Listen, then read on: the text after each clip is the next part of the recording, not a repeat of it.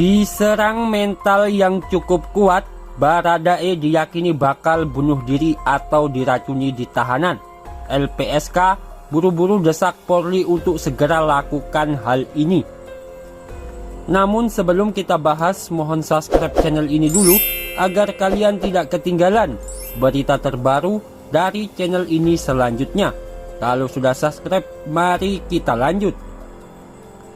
Setelah Baradae resmi dijadikan tersangka dalam kasus pembunuhan Brigadir J, Ketua LPSK, Lembaga Perlindungan Saksi dan Korban, Hasto Atmodjosuroyo, kini sangat khawatir akan keselamatan Baradae setelah dijebloskan ke balik jeruji besi.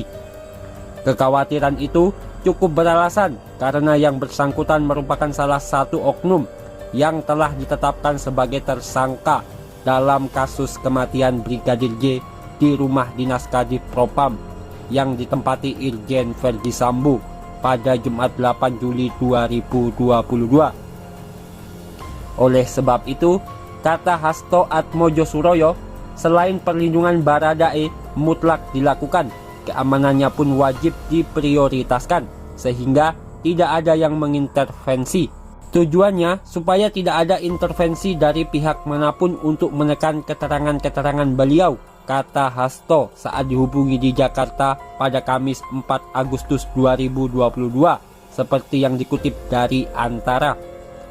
Selain itu, Hasto menuturkan perlindungan yang diberikan Polri dinilai penting untuk menjaga keselamatan Baradae, sebab jangan sampai yang bersangkutan mengalami hal buruk. Itu misalnya bunuh diri, keracunan atau diracun, melakukan upaya bunuh diri, melakukan penyiksaan di tahanan dan lain sebagainya. Harapan kami itu dilakukan oleh kepolisian, ujar Hasto.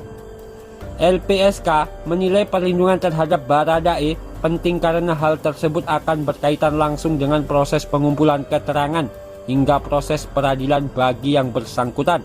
Jadi yang bersangkutan ini harus dijaga betul-betul, kata Hasto. Hasto menambahkan, LPSK menjamin akan memberikan perlindungan kepada Baradae meskipun yang bersangkutan hingga kini masih berstatus sebagai pemohon di lembaga tersebut. Namun, dia menuturkan untuk menjadi perlindung LPSK, Baradae terlebih dahulu harus menyanggupi sebagai saksi pelaku yang bekerja sama untuk mengungkap kasus kematian Brigadir J di rumah dinas Kadif Propam Polri nonaktif Irjen Verdi Sambo. Sementara itu, Ketua Tim Penyidik Tim Khusus Bareskrim Polri, Brigjen Andirian, mengatakan penembakan yang dilakukan Baradae terhadap Brigadir J bukanlah untuk membela diri. Tadi kan saya sampaikan pasal 338 JO, pasal 55 dan 56 KUHP, jadi bukan bela diri, kata Andirian. Baradae, kata dia, ditersangkakan atas laporan polisi dari keluarga Brigadir J yang melaporkan dugaan pembunuhan berencana dengan dugaan pasal 340 pembunuhan berencana.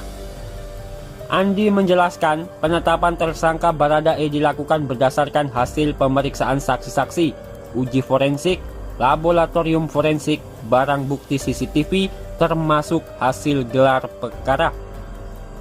Yang terbukti untuk Baradae adalah pasal 338 JO, pasal 55 dan pasal 56 KUHP, kata Andirian. Meski sudah menetapkan satu tersangka, tim penyidik tim khusus Bareskrim Polri masih melakukan pemeriksaan saksi-saksi lain yang terkait perkara ini. Pemeriksaan saksi-saksi dan penggalian barang bukti terus dilakukan untuk mencari tahu apakah ada tersangka lain dalam kasus ini. Pemeriksaan atau penyidikan tidak berhenti sampai di sini saja. Ini tetap berkembang sebagaimana juga rekan-rekan ketahui. Masih ada beberapa saksi lagi yang akan kami lakukan pemeriksaan beberapa hari ke depan, ungkap Andirian. Dan bagaimana menurut kalian? Silahkan tinggalkan komentar kalian di bawah dan sampai jumpa di video-video terbaru dari channel ini selanjutnya.